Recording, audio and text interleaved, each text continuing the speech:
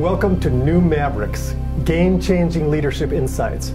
We're embarking a little quest here. We're going to do a series on one of the most important subjects for being a new Maverick and having key leadership insights. It's peak performance. You know you want to be in the zone, but to be in the zone all the time, that's a real challenge. You might get in there accidentally. How do you sustain peak performance? Well, in this series, we're talking to one of the leaders in the field of this whole area, Dr. Harung from Oslo University College in Norway, who for the last 30 years has done the really pioneering research in this whole area. What makes up peak performance? Dr. Harung has been not only working with human performance potential over these last 30 years, but he's also been a consultant to top Fortune 500 companies like PricewaterhouseCoopers, Amoco, Toyota, Xerox. This is a man who really knows the field. Welcome, Harold. Thank you very much, Michael, for that introduction. Let's dive right in. All the new Mavericks, we want to know what we can do to create peak performance. And let's start with a little background. How did you get started exploring the key ingredients of peak performance? Well, I've been very curious about high performance all my life, and I feel this is a very important topic for society as a whole. If we can get much higher performance, I think we can really have a much better society.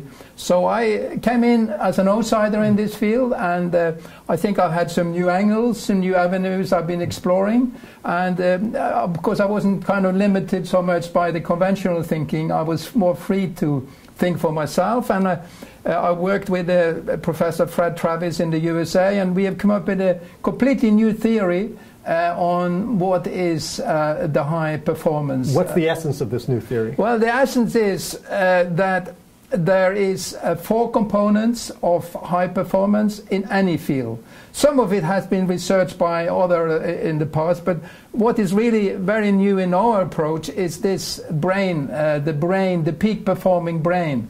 We know a lot about, at this stage, how the brain of a person performing on a very high level, how the brain works.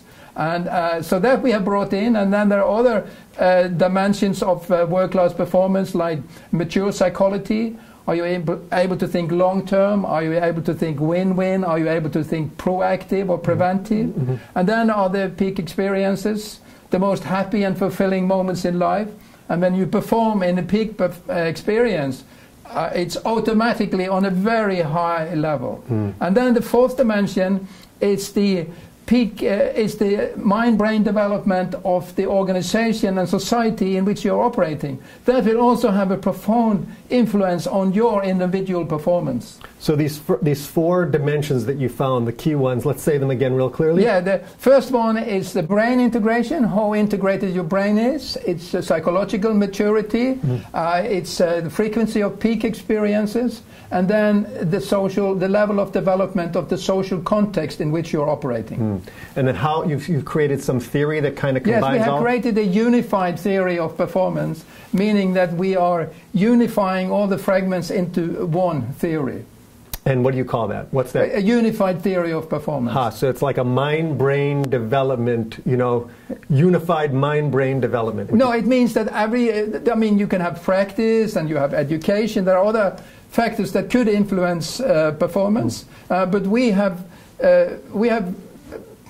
found the active ingredient, and that is mind-brain development. And our research and other people's research also suggests that this is much more important than any of the other factors. So you're saying, for our new Mavericks out there, that we really want to go into sustained peak experience, this whole thing that really boils down to how integrated your brain is, as well as you said, frequency of peak experiences, but the core is just how we can really change our brain. And it's not just on a behavioral level. You're talking about actually the integration of the brain almost on a neurophysiological level, right? Yeah. It's how efficient your brain, how economically your brain works, how integrated it is, how much alpha waves you are, which are got to do with wakefulness and alertness.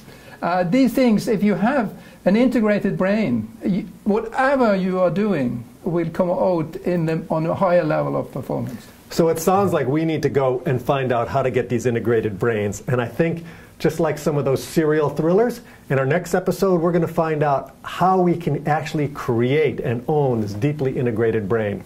I look forward to more.